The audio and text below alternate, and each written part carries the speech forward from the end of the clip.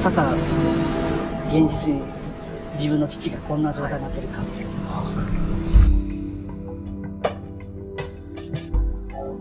一体どこで寝ていたのかとか食事をとっていたのかとかは全くわからない状況ですね。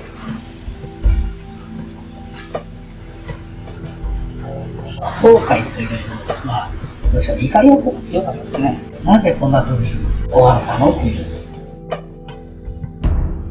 社会を映したような現場だと感じております。本当の気持ちがどうなったかを聞き出せなかったのは自分の力もなかったのかなっていう。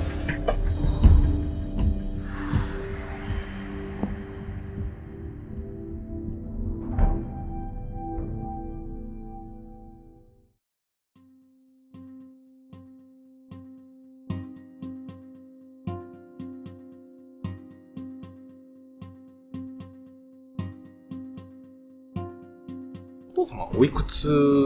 でお亡くなりになられたんでしょうか73歳。73歳。お母様はまた別のところで。そうですね、はい、別のところで、はい。約10年前では一緒に、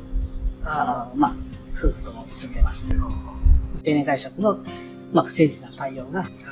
大きな引き金になって、離婚したいと、住まいを離れるような対応をちゃんとするように見守っていって、また最後、一緒に住めるような形に戻したらどうかなという話で、所属から別居っていう形で。管理会社の方からは、最近現れましたという話。はい。2週間前に、はい。ポイントあってますよ。はい。来たこと目には、可能性的には危ないですと。ドアの越しからちょっと匂いが、ちょっと出ますと。警察、立ち会いのもと開けてもよろしいですか？はい。いう連絡がまだ。そうですね。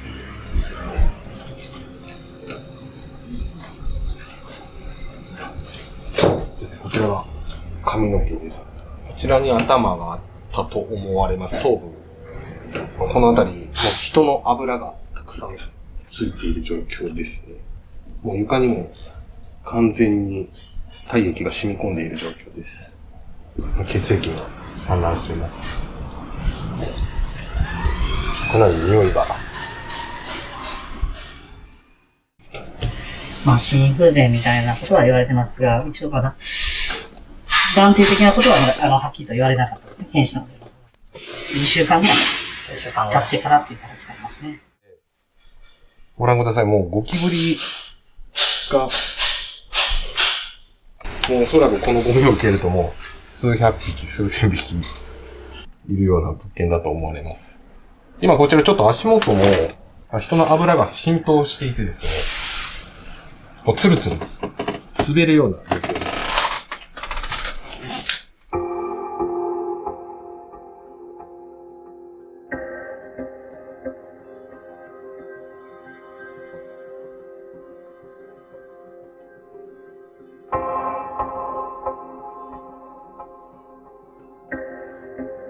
去年ちょうど、管理会社から連絡ありまして、家賃滞納してて、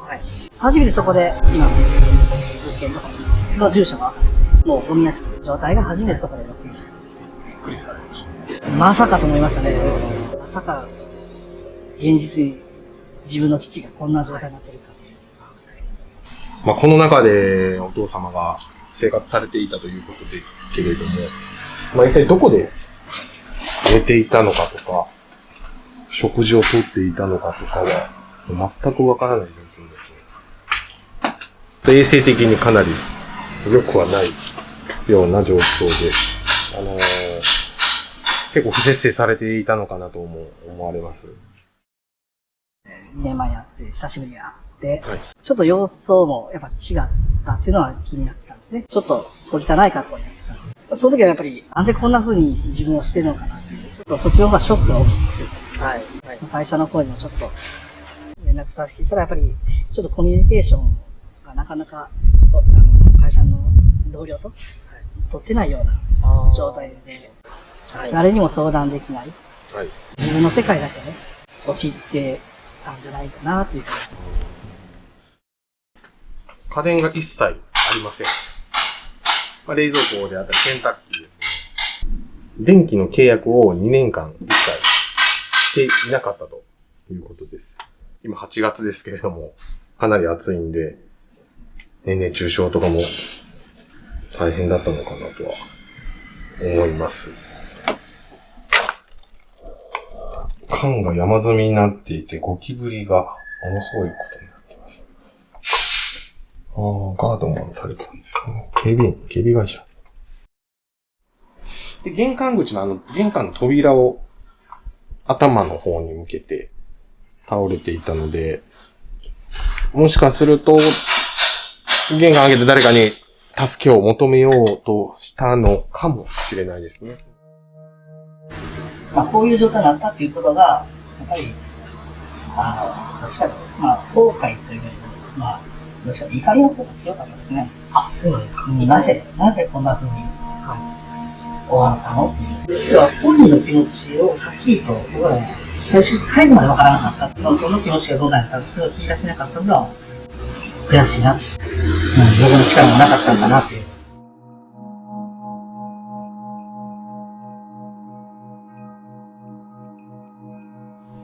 今、高齢の方の離婚もすごい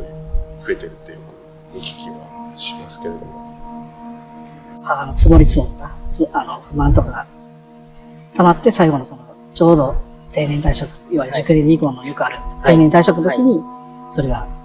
爆発したと。正直僕自身もちょっと今の話ですね、お聞かせいただいて、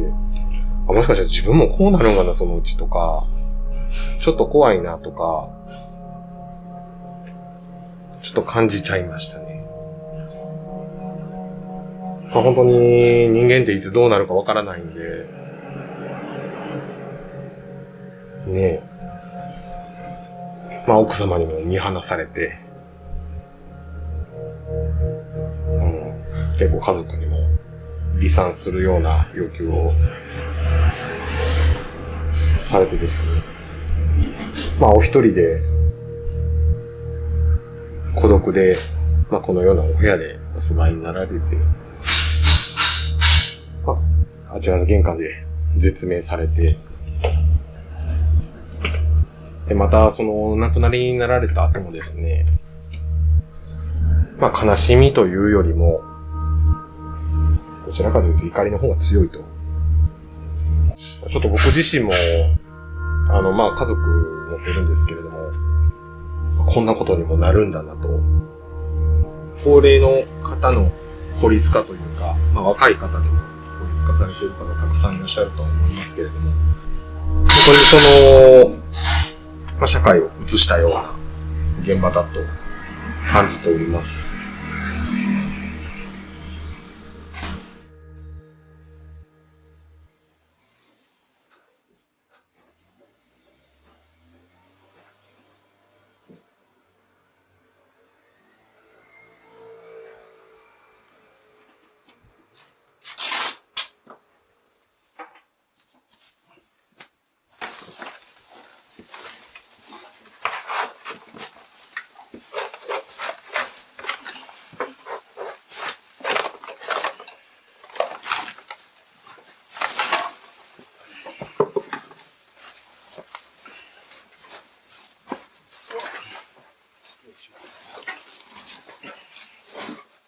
よし。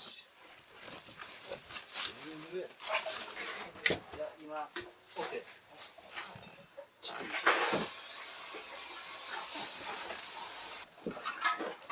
お友達もいましたし、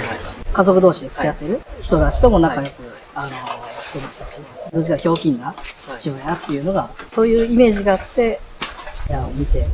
本人になった時のショックっていうのは、それ何がきっかけとか？まあ今でも正直言うとそれを探ってはいるんですけど、私の中でも。まあ、一つがやっぱり、2年前に、まあ、母も改めて離婚をしたいというふうに言ってるよと伝えたとき、まあ、ずっとやっぱり父は母のことが好きだったので、母からそういうのを言われて、寂しさが一つの引き金になったかなっていうふうに。会社の人とか、管理会社の方に聞いても、ゴミが増えてきたのはやっぱり2、3年前。はい。不衛生な格好だっていうのはもうやっぱり2、3年前。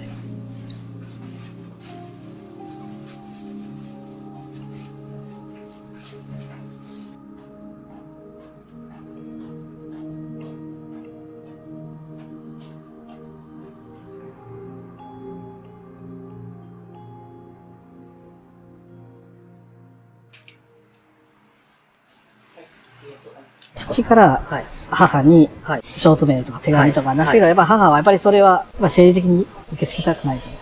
会話もしたくないというような状態が続いてますので、ですのでもうほぼ一方通行のような状態でしたね。一応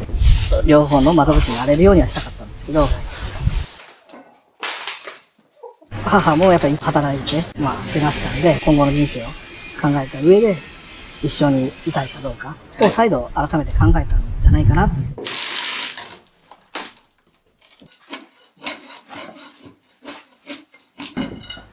高い大人になってますので、大丈夫だろうっていう安心感で、過ごしましたけど、やっぱり、もちろん、父も再就職とかして、人間関係が悩みとかあった時に、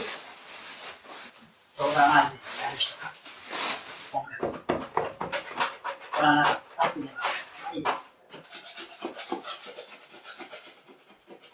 今は、悔しく思いますよね。後悔はしてますけど。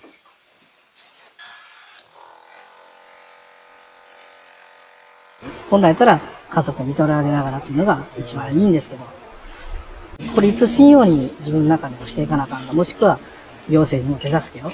求めていかなあかんのかなという。訪問介護とか定期的に見てもらうとか、話し相手になってもらうとか、やっぱり年取ってコミュニケーション取るのもしんどいですけど、このことをきっかけで私もずっとこの1ヶ月間考えてましたけどね。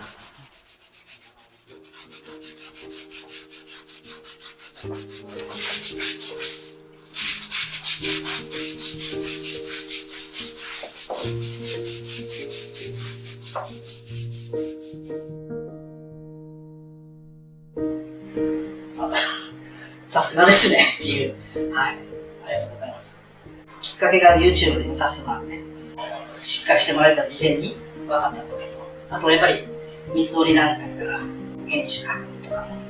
丁寧にしてもらえたらいいし。一番大きいしたのは周りの共有部分とかの花の配慮。結構虫がいたんですけど、ちゃんと外に出んようにとか、階段の共有部分とか回ったりしていただいたりとかして、そういう細かいところまで行き届いた対応して非常に嬉しかったですね。ゴミがした時は非常に重かったですね。部屋にここに来る時も重かったですけど、入ったことと入ってゴミがなくなってスカッとして雰囲気が一瞬変わってますね。そういう意味では予期せぬことが迷った時にちゃんとしてくれると会社さんがあったのは良かったなという。だからやっと綺麗になったことで父の亡くなったっていうのはやっと自分の中で受け入れてきたかなっていう、父のごゆっくり考えたいなと思いますね。難しいですね、本当に家族って。いや、難しいですね。一番頼れるところと感情が一番出やすいですかね。すいません、ありがとうございます。そう、ありがとうございました。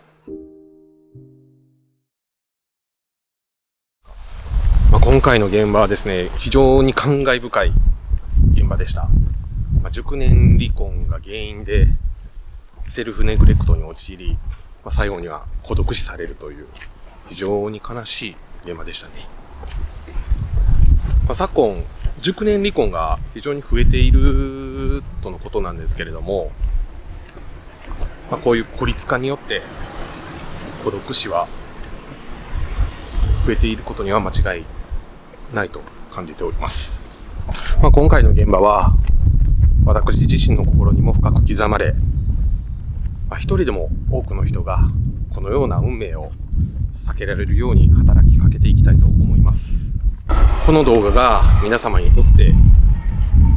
大切切なご家族のことを改めて考えられるきっかけになれば幸いでございます。